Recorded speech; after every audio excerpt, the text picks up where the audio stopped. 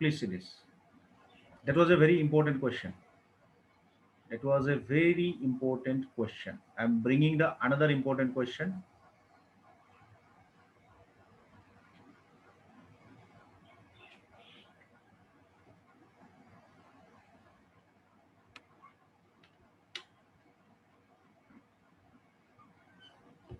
हो गया ये?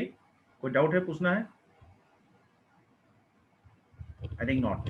ठीक है, चलो नेक्स्ट क्वेश्चन में चलते हैं। बहुत मजेदार क्वेश्चन है ये, बहुत मजेदार क्वेश्चन है। ठीक है, let us just see. A balloon always remains spherical on inflation.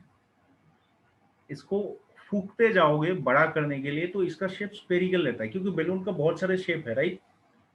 लौकी जैसा है, लंबा टाइप का है, ये स्फेरिकल टाइप का है। जितना फूकोगे वो स्फेरिकल हिसाब से बढ़ता जाएगा। Being inflated by pumping 900 cubic centimeters, 900 cubic centimeter of gas per second. अच्छा, क्यूबिक सेंटीमीटर को हम लोग सीएम क्यूब लिख सकते हैं। हम लोगों ने बड़ा करके पजल कर दिया। और क्यूबिक सेंटीमीटर किसका यूनिट है भाई? वॉल्यूम का यूनिट है। वॉल्यूम।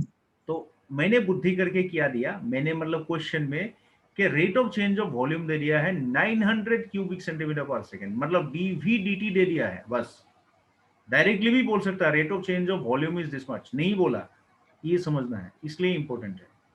उसके बाद बाकी पूछा है find the rate at which the radius of the balloon increases if the radius is 15। ठीक है, चलो बढ़िया है, अभी हमको डीवी डीटी मिल गया, कोई प्रॉब्लम ही नहीं है।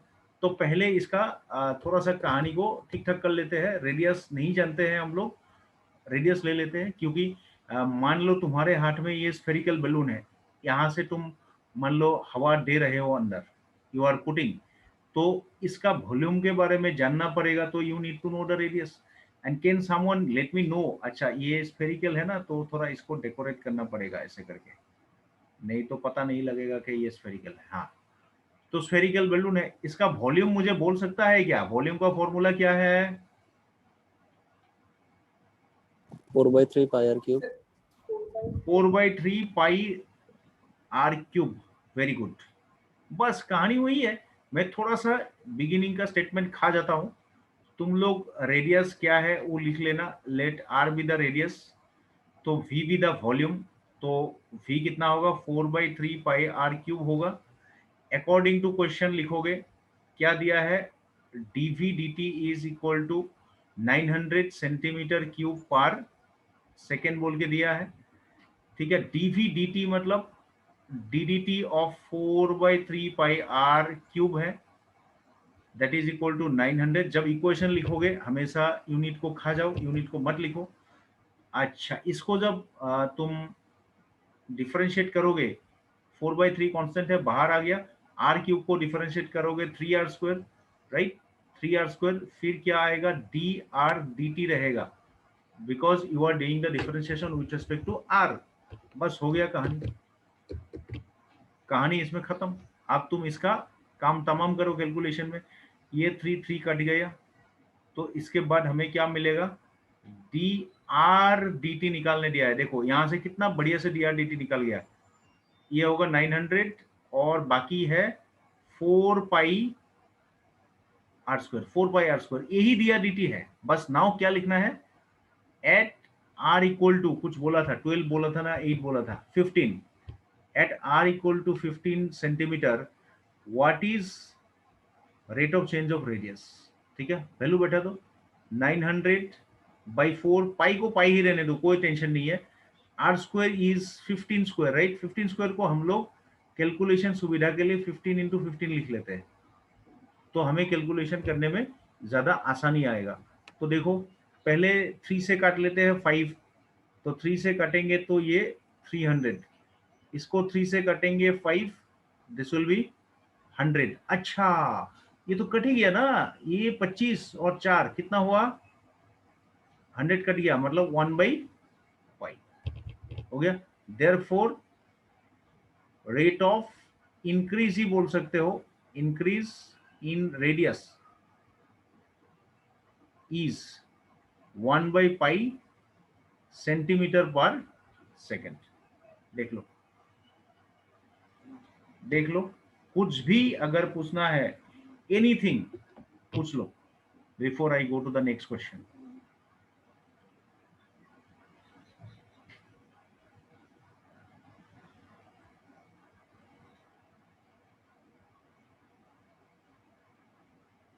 क्या मैं ज्यादा स्पीड में पढ़ा रहा हूं? समझ में आ रहा है ना? हाँ सर। ठीक है, so I am going to the next question.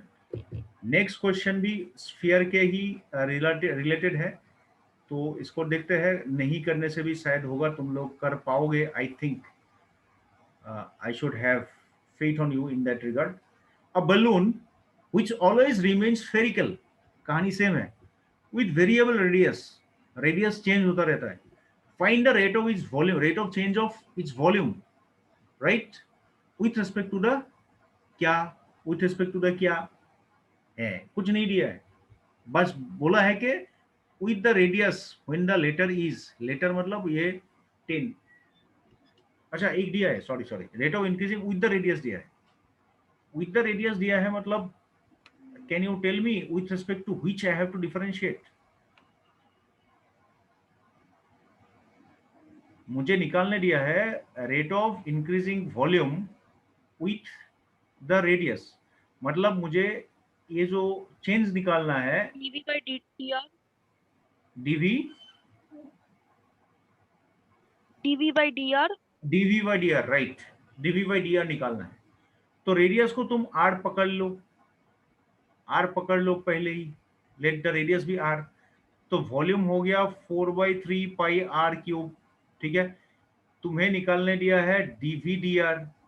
अरे ये तो कुछ प्रॉब्लम ही नहीं है भैया, ये तो हो ही गया, 4πr² होगा, इस बार डी आर तो आएगा नहीं, तो इसमें क्या होगा, एट आर इक्वल टू हो ही गया दिस,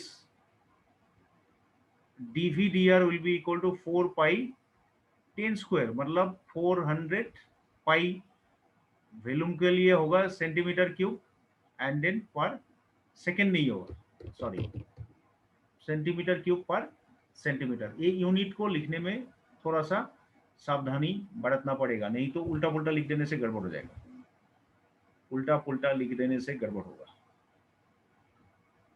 ठीक है, मेरे पास आज के कोटा में 5 मिनट है, तो 5 मिनट में क्वेश्चन नंबर 10 नहीं करेंगे, वो कल के लिए छोड़ते हैं। एक दूसरा क्वेश्चन लेते हैं 11, क्वेश्चन नंबर 11 और 12 में करूंगा नहीं, मैं लेके आ रहा हूं तुम लोगों के लिए, ये मैं समझा देता हूं, घर में होमवर्क कर लेना जरूर। ठीक है, please do it as a homework. आया यहाँ पे, दिस इज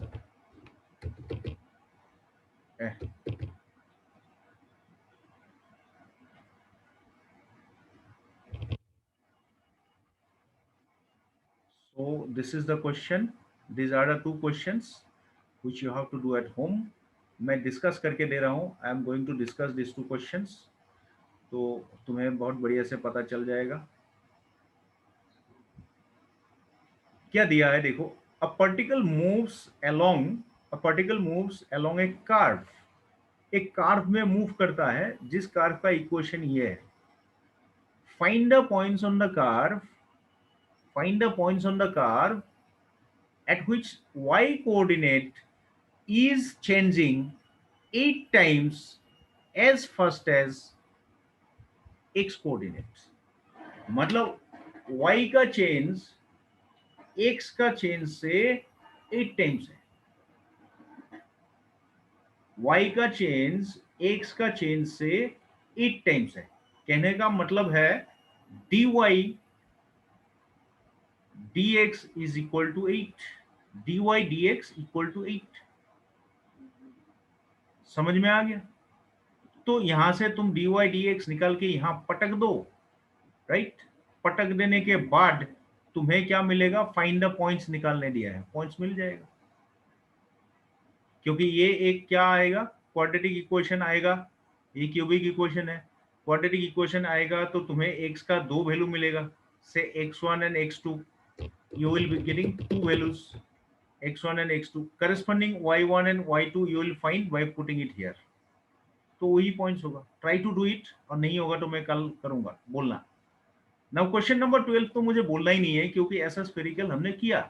देखो, radius of an air bubble is increasing at the rate of half centimetre पर सेकेंड. मतलब dr/dt दिया हुआ है हाफ सेंटीमीटर पर सेकेंड बोल के. At what rate the volume of the bubble is increasing. मतलब dv/dt निकालने दिया है, dv/dt निकालने दिया है. कर लेना भाई, ये कर लेना. अच्छा, इसमें मगर स्फेरिकल बोल के नहीं दिया है, एयर बबल बोल के दिया है, तो नॉर्मल सेंस अप्लाई करोगे. एयर बबल का शेप कैसा होता है? What is the shape of an air bubble? If I ask you, what will be your answer normally? Sir spherical. हाँ, स्फेरिकल. ठीक है, तो स्फेरिकल होता है, तो you can do it. Just a minute, और 4-5 क्वेश्चन बच जाएगा, वो आज नहीं करूंगा. फिर भी मैं एक अभी जस्ट लास्ट क्वेश्चन ये कर रहा हूँ. It is of multiple choice. Normally multiple choice question को हम लोग छोड़ देते हैं. ये है मल्टीपल चॉइस क्वेश्चन.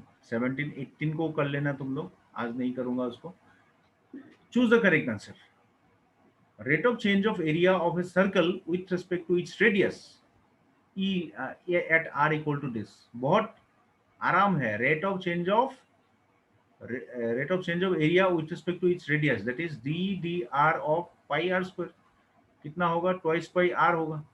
तो रेडियस अगर 6 बैठा दोगे इसके जगह पे, तो आंसर कितना आया? 12 पाई, that is सेंटीमीटर स्क्वायर पर सेंटीमीटर. तो योर आंसर इज डी. ठीक उसी तरह से 18 भी तुम लोग कर लेना. तो आज के लिए मैं यहाँ पे अपना पिटारा बंद करूंगा. So if you have any questions, queries, please ask me. कोई पूछेगा तो बोलो. If you'd like to ask anything, any question, you can ask. नहीं है शायद.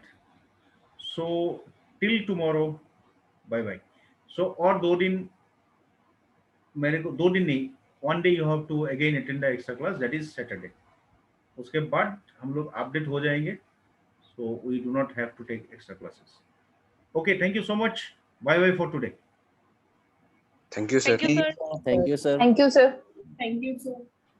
Thank you, sir. Thank you, sir. Welcome.